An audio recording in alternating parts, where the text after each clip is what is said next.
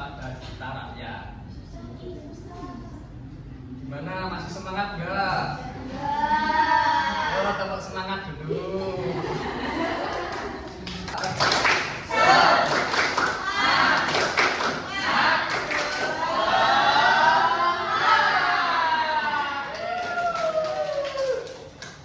Baik, langsung saja ke materinya akan disampaikan oleh Ibu Kolis.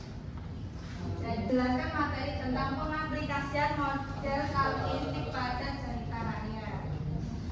Untuk yang pertama yaitu cerita rakyat sendiri merupakan salah satu bentuk karya sastra lama yang hidup dan berkembang di tengah masyarakat secara turun-temurun. Dan pengaplikasiannya pada model kalkinistik ini yaitu tipe dari model pembelajaran dengan menggunakan tongkat digunakan untuk membuat peserta didik menjadi aktif.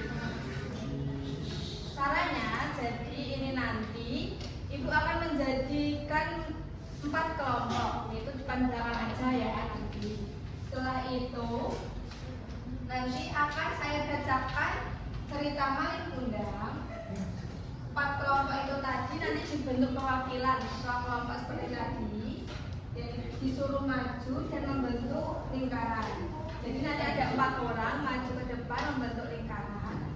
Salah satunya nanti saya beri stick atau tongkat yang di dalamnya ini berisikan pertanyaan-pertanyaan tentang cerita Malin Kundang.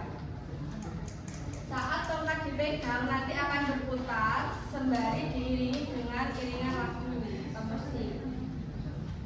Setelah itu di tengah-tengah lagu nanti akan berhenti dan salah satu siswa mengambil pertanyaan yang ada di dalamnya. Begitu seterusnya sampai semua siswa mengambil pertanyaan.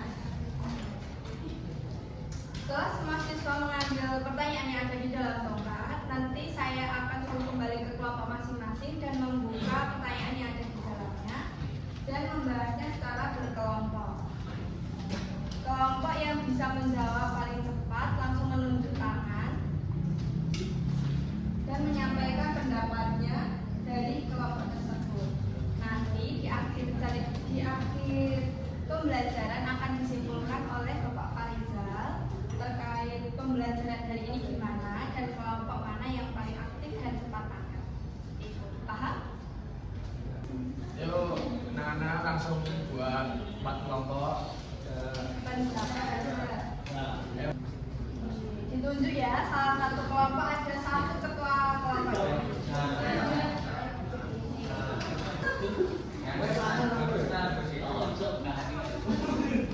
Kelompoknya bisa maju ke jalan-jalan.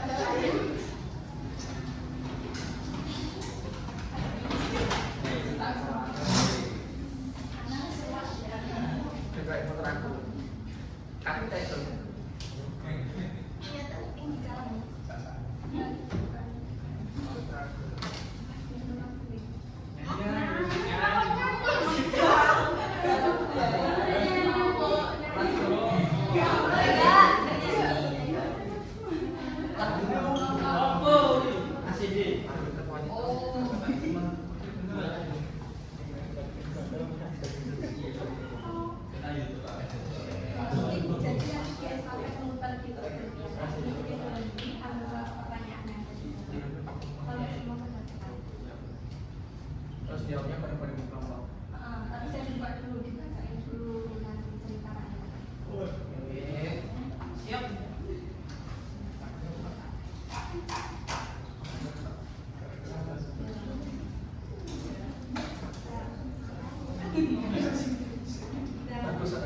Lingkar ya. Ini dong. Terus diputerin nanti kalau musiknya berhenti orang itu. Pakai alas basi. Sekali Langsung kali. Oh iya ya. SMA. Siapa ya? Langsung aja.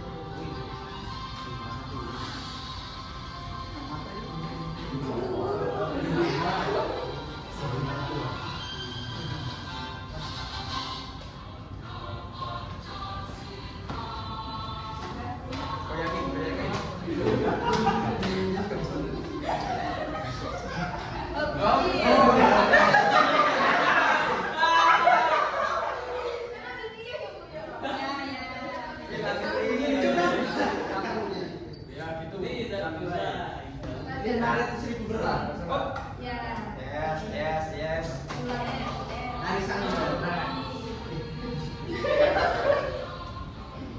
Kemarin itu ngomong tiga kali ngomong. Jujur sih.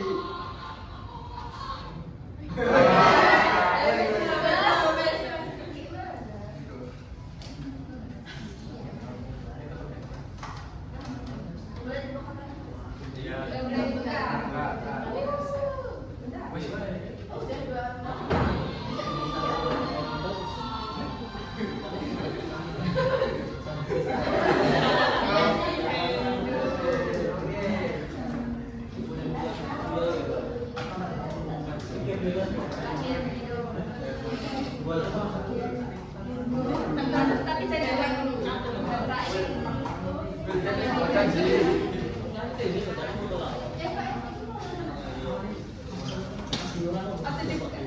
Jangan dibuka dulu ya. Dibacain ceritanya dulu.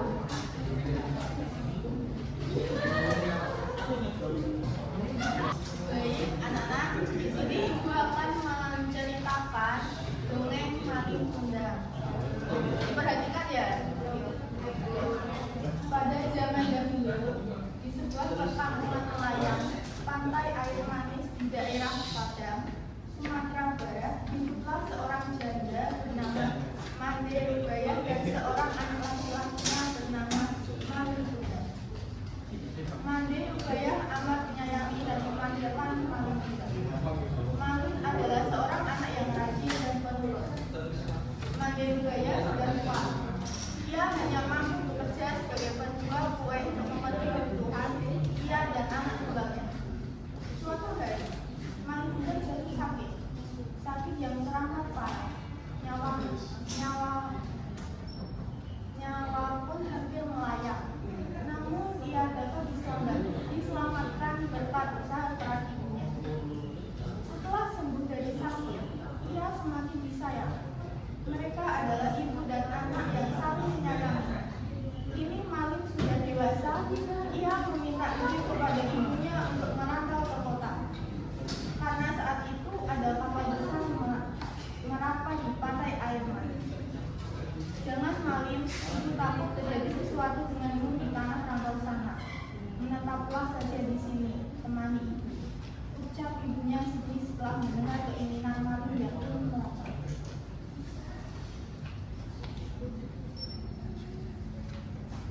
Ibu, tenanglah, tidak akan terjadi apa-apa denganku, kata Maling sampai menggenggam tangan ibunya. Ini kesempatanku, Bu, karena belum tentu setahun sekali ada kapal besar merapat di pantai ini. Aku ingin mengubah nasib kita, Bu, izinkanlah, pinta Maling memohon. Baiklah, ibu izinkan.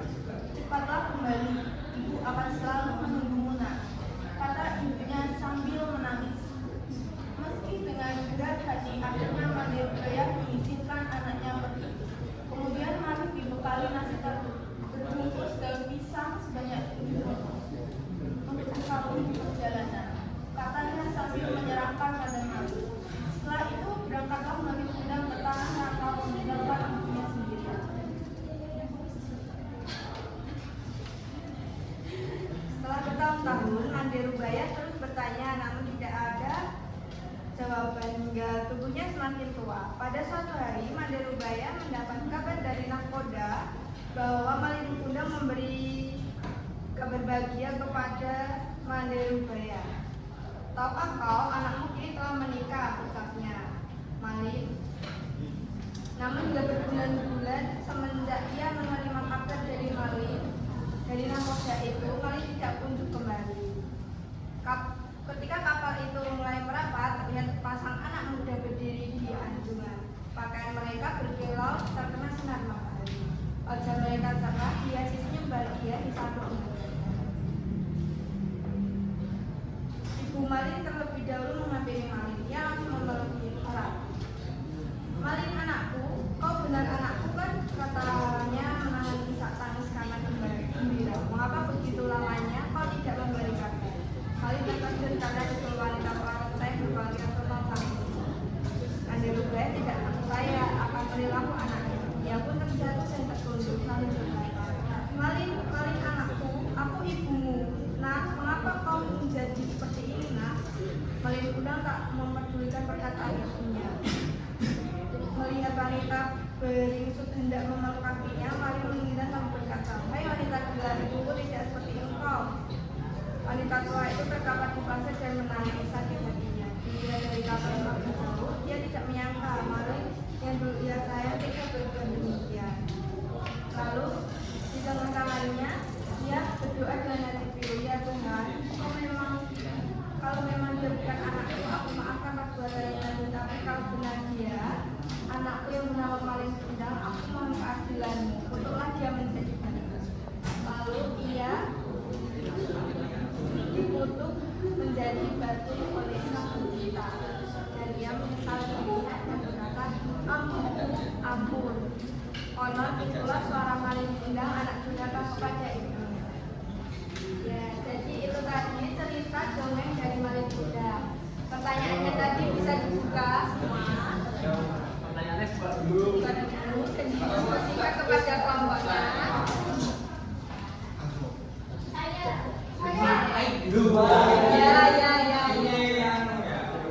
Paling muda bu. Apa pertanyaannya? Maling Kundang, oke. Yang kedua siapa? Amalannya apa?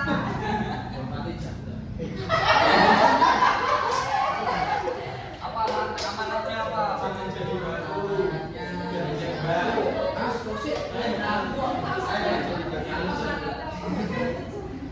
Kalau tidak bisa masih apa-apa harapan tidaknya balas dendam. Masya Allah.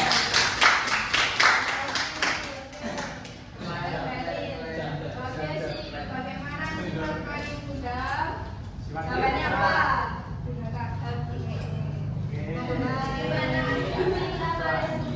Jadi baru. Ya benar. Tepuk tangan Pak.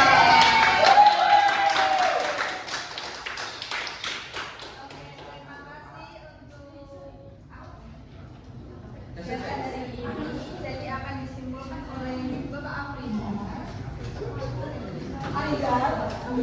Jadi kesimpulannya pelajaran pada hari ini cerita Maling Kundang menceritakan tentang seorang anak bernama Maling Kundang yang awalnya rajin dan berbakti. Namun setelah sukses maka dia menjadi sombong dan berbangga kepada ibunya. Cerita ini mengajarkan bahwa sebesar apapun kesuksesan seseorang, dia tidak boleh melupakan jasa kasih sayang orang tua. Anak harus selalu berbakti, menghormati dan bersyukur kepada orang tuanya. Melalui metode talking stick ini, siswa menjadi aktif berdiskusi, berani berbicara dan bisa saling melengkapi jawaban teman-temannya untuk memahami makna moral dari cerita. Jadi kelompok mana yang paling aktif nih Pak?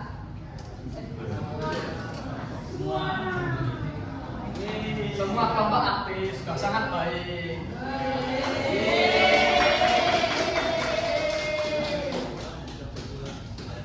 Jadi itu saja materi yang Bapak dan Ibu sampaikan hari ini. Kurang lebihnya mohon maaf bila ada salah kata maupun salah perbuatan. Wassalamualaikum warahmatullahi wabarakatuh.